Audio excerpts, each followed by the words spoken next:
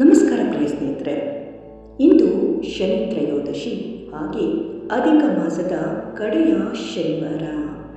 ಇಂತಹ ಒಂದು ಪವಿತ್ರ ಸಂದರ್ಭದಲ್ಲಿ ಶನಿದೇವರ ಕೃಪೆ ನಮಗೆ ಬೇಕೇ ಬೇಕು. ಶನಿದೇವರ ಅನುಗ್ರಹ ಪಡೆಯಲು ಅತ್ಯಂತ ಶಕ್ತಿಶಾಲಿಯಾದಂತಹ ಶನಿ ಗಾಯತ್ರಿ ಮಂತ್ರವನ್ನು ಇಂದು ಪಠಿಸೋಣ.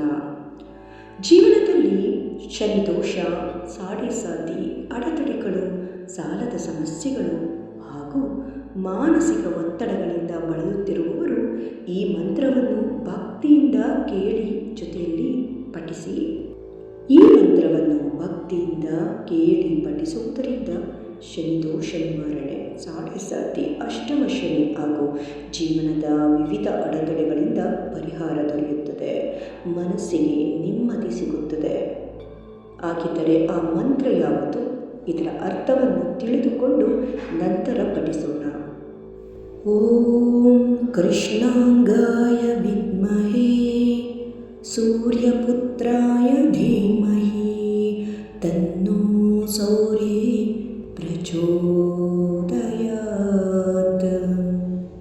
ಈ ಮಂತ್ರದ ಅರ್ಥ ಹೀಗಿದೆ: ಕೃಷ್ಣವರ್ಣದ ಅಂದರೆ ಕಪ್ಪು ದೇಹವುಳ್ಳ ಸೂರ್ಯದೇವನ ಪುತ್ರನಾದ ಶನಿದೇವರನ್ನು ನಾವು ಪ್ರಾರ್ಥಿಸುತ್ತೇವೆ. ಶನಿದೇವನು ಸದ್ಬುದ್ಧಿ ನೀಡಲಿ ಮತ್ತು ನಮ್ಮ ಜೀವನದ ಕತ್ತಲೆಯನ್ನು ದೂರ ಮಾಡಲಿ. ಹಾಗಿದ್ದರೆ ಈ ಮಂತ್ರವನ್ನು ಈಗ ಕೇಳೋಣ. ಈ ಅಧಿಕ ಮಾಸದ ಕೊನೆಯ ಶನಿವಾರ ಪವಿತ್ರ ತ್ರಯೋದಶಿಯಂದು ಕೇಳಿ. ಮನೆಯಲ್ಲಿ ಸುಖ, ಶಾಂತಿ, ನೆಮ್ಮದಿ ನೆಲೆಸಲಿ. ನಿಮ್ಮೆಲ್ಲ ಇಷ್ಟಾರ್ಥಗಳು ಕೂಡ ನೆರವೇರಲಿ. ಓಂ ಕೃಷ್ಣಾಂಗಾಯ ವಿದ್ಮಹೇ ಸೂರ್ಯಪುತ್ರಾಯ ಧೀಮಹಿ ತನ್ನೋ ಸೌರ್ಯೇ ಪ್ರಚೋದಯಾತ್.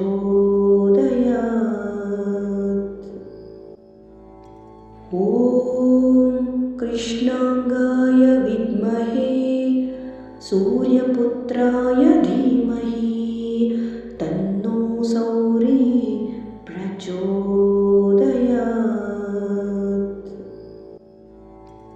ಓಂ ಕೃಷ್ಣಾಂಗಾಯ ವಿದ್ಮಹೇ ಸೂರ್ಯಪುತ್ರಾಯ ಧೀಮಹಿ ತನ್ನೋ ಸೌರ್ಯೇ ಪ್ರಚೋದಯಾತ್.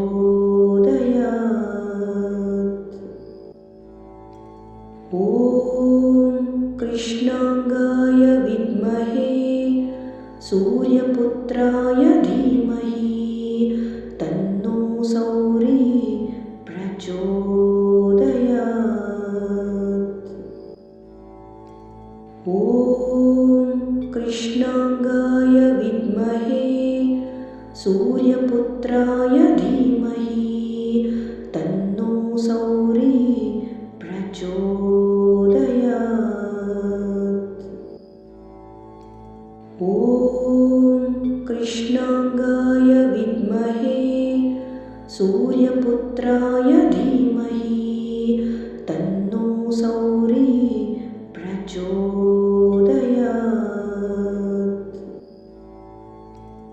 ಓಂ ಕೃಷ್ಣಾಂಗಾಯ ವಿದ್ಮಹೇ ಸೂರ್ಯಪುತ್ರಾಯ ಧೀಮಹಿ ತನ್ನೋ ಸೌರ್ಯೇ ಪ್ರಚೋದಯಾತ್.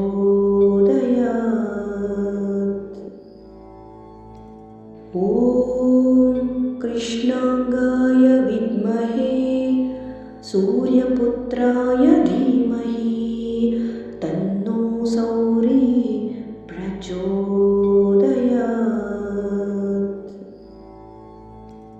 ಓಂ ಕೃಷ್ಣಾಂಗಾಯ ವಿದ್ಮಹೇ ಸೂರ್ಯಪುತ್ರಾಯ ಧೀಮಹಿ ತನ್ನೋ ಸೌರ್ಯೇ ಪ್ರಚೋದಯಾತ್. ಓಂ ಕೃಷ್ಣಾಂಗಾಯ ವಿದ್ಮಹೇ ಸೂರ್ಯಪುತ್ರಾಯ ಧೀಮಹಿ ತನ್ನೋ ಸೌರ್ಯೇ ಪ್ರಚೋದಯಾತ್.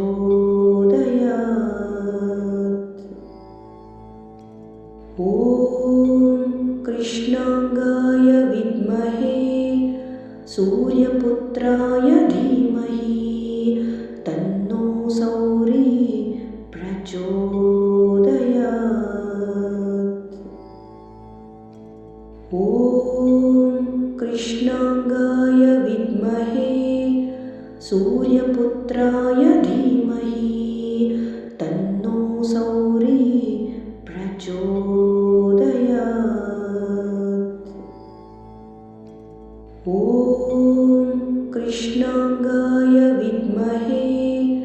सूर्यपुत्राय धीमहि तन्नो सौरी प्रचोदयात्।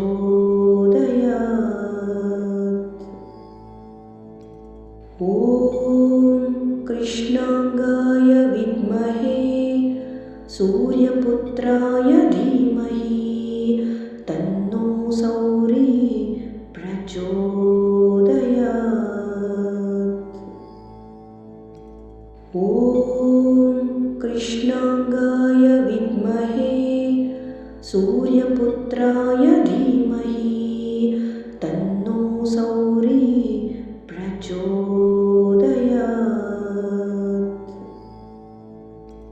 ॐ कृष्णाङ्गाय विद्महे सूर्यपुत्राय धीमहि तन्नो सौरी प्रचोदयात्।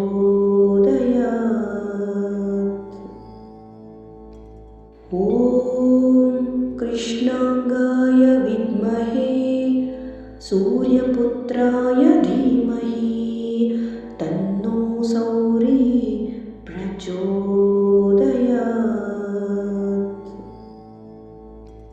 ॐ कृष्णाङ्गाय विद्महे सूर्यपुत्राय धीमहि तन्नो सौरी प्रचोदयात्।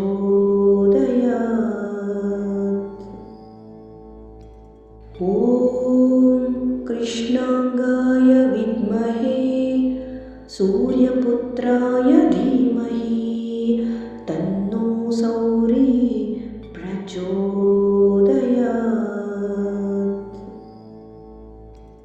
ॐ कृष्णाङ्गाय विद्महे सूर्यपुत्राय धीमहि तन्नो सौरी प्रचोदयात्।